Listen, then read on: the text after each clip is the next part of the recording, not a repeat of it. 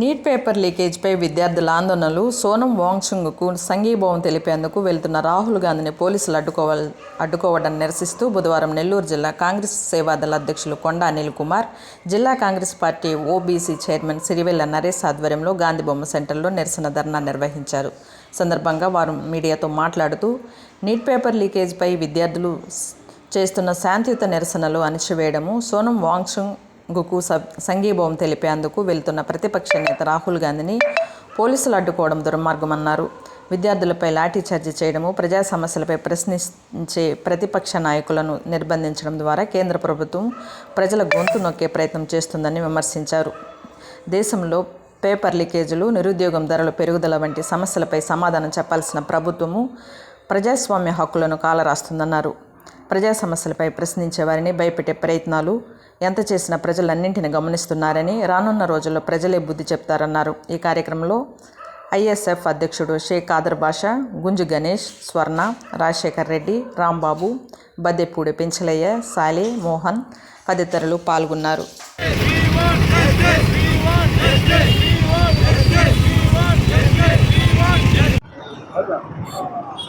Neat పరీక్షా paper లీకేజీపై విద్యార్థులు చేస్తున్నటువంటి ధర్నాకి మరియు సోనం వాంగ్చుక్ ఒక పక్క ఆమరణ దీక్ష చేస్తూ ఉంటే దానికి నిరసనగా మన కాంగ్రెస్ పార్టీ ప్రతిపక్ష నేత రాహుల్ గాంధీ గారు ఆయన నేతృత్వంలో కాంగ్రెస్ పార్టీ నాయకులు నిన్న సోనం వాంగ్చుక్ కి సంఘీభావం తెలిపేందుకు వెళ్తూ ఉంటే పోలీసులు చేసినటువంటి దాడి ఇది రాజ్యాంగానికి విరుద్ధంగా ఉందే తప్ప అసలుకి పేపర్ లీకేజీని ఖండించేందుకు విద్యార్థులు ఒక పక్క ధర్నా చేస్తుంటే వాళ్ళని ఏదో నక్సలైట్ లాగా, మావోయిస్ట్ లాగా ఒక పక్క దాడి చేయడం ఎంత హేమైన చర్య అంటే అంత దారుణ. ఇప్పుడున్నటువంటి మన దేశంలో బీజేపీ ప్రభుత్వం వచ్చిన తర్వాత ఒక పక్క దేశ ప్రజలను కాపాడుకోవడం దానికంటే విద్యార్థుల్ని ఒక నక్సలైట్ చూపించడం ఎంతో దారుణం. ఈరోజు ఒక పక్క దేశంలో పేపర్ లీకేజీలు, ఒక పక్క డీజిల్ కొరత, ఒక పక్క పెట్రోల్ పైన రేట్లు పెంచేసి దాన్ని ఏమన్నా ప్రజలు రోడ్డుపైకి వచ్చి ఏదైనా చేద్దామని చెప్పంటే వాళ్ళపైన దాడులు చేయడం, వాళ్ళని భయపెట్టడం, భయభ్రాంతులకు గురి చేయడం, ప్రతిపక్ష పార్టీలు వచ్చి దండా దిగితే వాళ్ళపైన దాడులు చేసి నిన్నేమి రాహుల్ గాంధీ గారు దండా చేయడానికి వెళ్ళలేదే, ఆయన ఆమరణ దీక్ష చేస్తూ ఉంటే సంఘీభావం తెలిపేందుకు శాంతియుతంగా వెళ్తే మీకెందుకంత భయం? మీకెందుకు రాహుల్ గాంధీ గారిని చూస్తే భయం? ఒక పక్క పార్లమెంట్ లో ఆయన లెగిస్తే మైకులు కట్ చేస్తారు.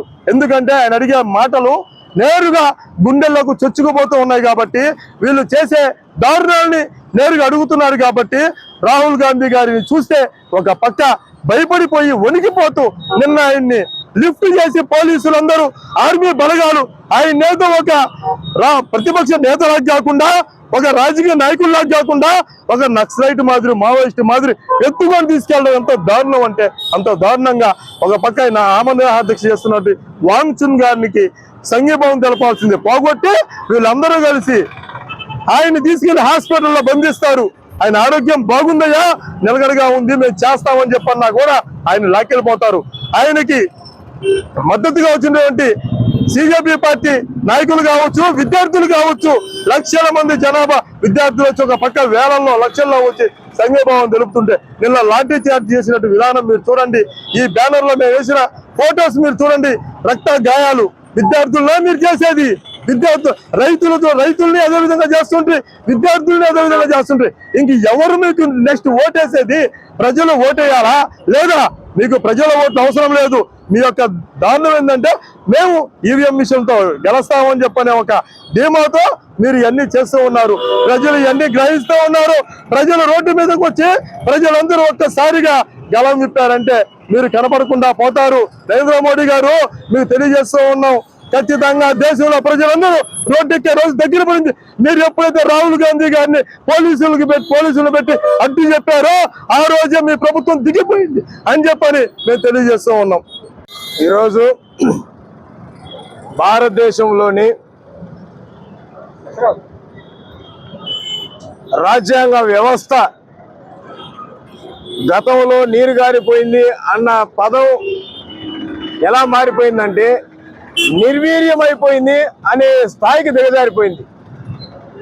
చాయ్ వాలా మై నరేంద్ర మోడీ చాయ్ వాలా హూ అని చెప్పిన చాయ్ వాలా టీ అమ్ముకోవడానికి పాలల్లో టీ డికాక్షన్ నిజంగా ఏ మోతాదులో కలిపాడో లేదో మాకు తెలియదు, కానీ విద్యార్థుల జీవితాల్లో విద్యార్థుల భవిష్యత్తుని కాలరాసే విధంగా వాళ్ళకి ఇవ్వబడేటువంటి ప్రశ్నాపత్రాలను మాత్రం లీకులు చేసేసి అనర్హులకి విద్యా అర్హత లేని అనర్హులకి అప్పచెప్పి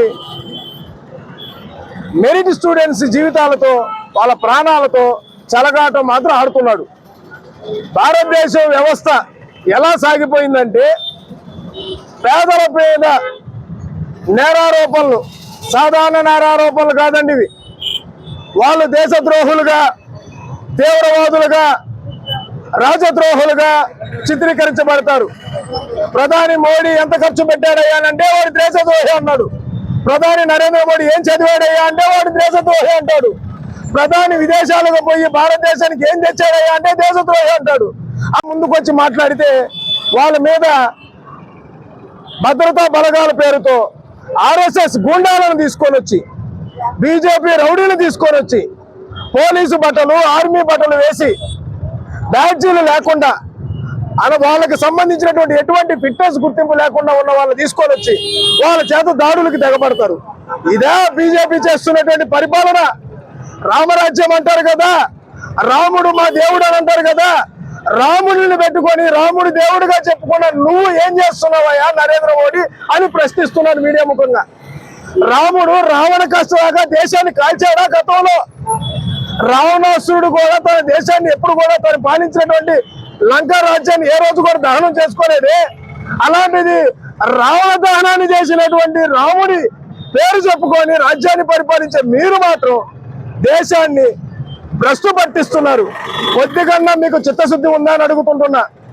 ఏదన్నా మాట్లాడితే, ఏ విషయమైన ప్రస్తావన చేస్తే, ఏ అవినీతి గురించి హెచ్చరించినా వారి మీద రాజద్రోహం కేసు వేసి జైల్లో మగ్గబెడుతున్నారు. ఇంకెంతకాలం ఈ దుర్నీతి, ఇంకెంతకాలం ఈ దుర్మార్గం? ఇదేమన్నా నియంత్రిత పరిపాలనలో అనుకుంటున్నారా? ఇదేమన్నా రాజరికం అనుకుంటున్నారా? ఒకవేళ రాజరికం అంటే గతంలో ఉన్న రాజరికాలే మీద పోల్చుకుంటే ఎన్నో రెట్లు మేలు. అయ్యా ప్రధాని నరేంద్ర మోడీ గారు, మీరు సూటు పుట్టేసుకొని చదువుచ్చో రాజో మాకు తెలియదు, కానీ విదేశాల పరిపాలనలోకి వెళ్ళేసి విదేశాలలో మీ నాయకుడిగా చెప్పుకున్నటువంటి సావర్కర్ గారు విదేశీ బ్రిటిష్ వారి బూట్లు నాకాడని, బూట్లు తుడిచాడని వాళ్ళ దగ్గర ఎన్నోసార్లు ప్రాణభిక్ష కోసం లెటర్లు రాశారన్న సంగతిని మరొకసారి మీరు రుజువు చేయడము మీకు ఎంతవరకు తగ్గుతుంది అనేది మేము ప్రశ్నిస్తున్నాం. ఈరోజు భవిష్యత్తు తల్లిదండ్రులు కూడా ఒక మాట అనే బిడ్డల్ని రౌడీల చేత రాడ్లు ఇచ్చి కర్రలు ఇచ్చి కొట్టిస్తున్నారే.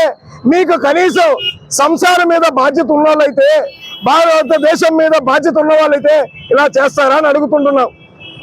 మీరు అంటున్నారు ఏ విషయంలో సరే వికసిత్ భారత్ అని అంటున్నారు. ఎక్కడ వికసించింది? విద్యార్థుల రక్తంతో నేల తడుస్తుంది. విద్యార్థుల తల్లిదండ్రుల ఘోషతో భారతదేశం బాధపడుతుంది. చిన్న బిడ్డల్ని మీ పార్టీలో ఉన్న పిల్లలు దేవాలయంలో గర్భగుడిలో రేపులు చేస్తే అక్కడ వికసించట్లేదు భారతదేశం. ఇది గుర్తుందా మీకు? అదాని అంబానీ పేర్లతో భారతదేశ ఆస్తిని గొంపగుత్తగా దోచిపెడుతున్నారే. అక్కడ లేదు వికసించిన భారతదేశం. మా నాయకుడు రాహుల్ గాంధీ గారిని ఈడ్చుకుంటూ వెళ్తున్నారే. పోలీసులు దుర్మార్గంగా వ్యవహరిస్తున్నారే. ఇది రాజ్యాంగబద్ధమని ప్రశ్నిస్తున్నాం. కాబట్టి భారతదేశంలో ఉన్నటువంటి ప్రతి ఒక్క తల్లిదండ్రులు, ప్రతి ఒక్క విద్యార్థులు, ఇక్కడున్న విద్యార్థులందరూ రేపటి భవిష్యత్తు కోసం ఎదురు చూస్తున్న వాళ్ళే. ఇక్కడ ఉన్న ప్రతి ఒక్కరు కూడా రేపు మా భవిష్యత్తు బాగుంటుందని ఆశిస్తున్న వాళ్ళే. అయితే ఖచ్చితంగా బీజేపీ ప్రభుత్వంతో అది కుదరదని తేలిపోయింది. భారతదేశము పరిపాలించేటువంటి ప్రధానిగా ఉన్న మీరు భారతీయుల్ని పరిపాలించి బానిసత్వంలోకి తీసుకువెళ్లిన తెల్లదోరల పాదాల కిందకు వెళ్లి ఊడిగం చేస్తున్నారన్న సంగతిని ట్రంప్ దగ్గర మీరు కౌగిలించుకున్న ఆలింగనాలను బట్టి, ఆయన ఆదేశాలతో ఇక్కడ చేస్తున్న దుర్మార్గాన్ని బట్టి క్లియర్ కట్ గా తేటతెల్లనగా కనిపిస్తుంది. కాబట్టి తస్మాత్ జాగ్రత్త అయ్యా నరేంద్ర మోడీ గారు. ఇది మిమ్మల్ని ఉద్దేశించి మాట్లాడిన మాటలు కాదు. భారతదేశ ప్రజలందరూ కూడా ఏకతాటి మీదకి వస్తున్నారు. విద్యార్థుల భవిష్యత్తు చీకటి కోణాలు అములుకున్నాయని, దానికి కారణం మీరు కేంద్ర విద్యాశాఖ మంత్రి అయినటువంటి ధర్మేంద్ర ప్రధాన్ గారని దేశ ప్రజలందరూ మండిపోతున్నారు. మీ రాజ్యము, మీ పరిపాలన అంతమందించేటువంటి పరిస్థితి వచ్చింది. ఇక మీదట మీరు రాజీనామా చేస్తే సరి, లేకపోతే ప్రజలు మిమ్మల్ని తరిమి కొట్టి, శ్రీలంకలో ప్రధాని ఎలాగైతే పారిపోయాడో అలాగ మిమ్మల్ని తరిమి కొట్టే పరిస్థితులు వస్తాయి. అలాగనే పాక్ ప్రధాని దేశాన్ని కావచ్చు, ఇక మరికొంత శత్రు దేశాలు కావచ్చు, మిత్ర దేశాలు కావచ్చు, ఆర్థిక సంక్షోభంతో ఎలాగైతే ప్రధానులు వదిలి వెళ్ళిపోయారో అలాంటి పరిస్థితికి మీరు, మీ పార్టీ నాయకులు గురి కాబోతున్నారన్న సంగతిని మరొకసారి మేము హెచ్చరిస్తుంటున్నాం. కాంగ్రెస్ నాయకులు, ఆ నాయకుడిని మీరు వ్యవస్థను చేతిలో పెట్టుకొని మాట్లాడుతున్నారు. నిజంగా ఆయన్ని పట్టుకున్న వారు నిజమైన పోలీసులా? విద్యార్థుల మీద దాడి చేసిన వాళ్ళు నిజంగా భద్రతా బలగాలైతే వ్యక్తుల వ్యవస్థలకు సంబంధించినటువంటి ప్రాపర్టీస్ మీద దాడి చేయడానికి ఎవరిచ్చారండి రైట్ అని అడుగుతున్నాను. కాబట్టి ఇక మీదట మీ ఆటలు చెల్లవు. త్వరలో మీ యొక్క నియంతృత్వ పాలన నశించబోతుంది, నశిస్తుంది.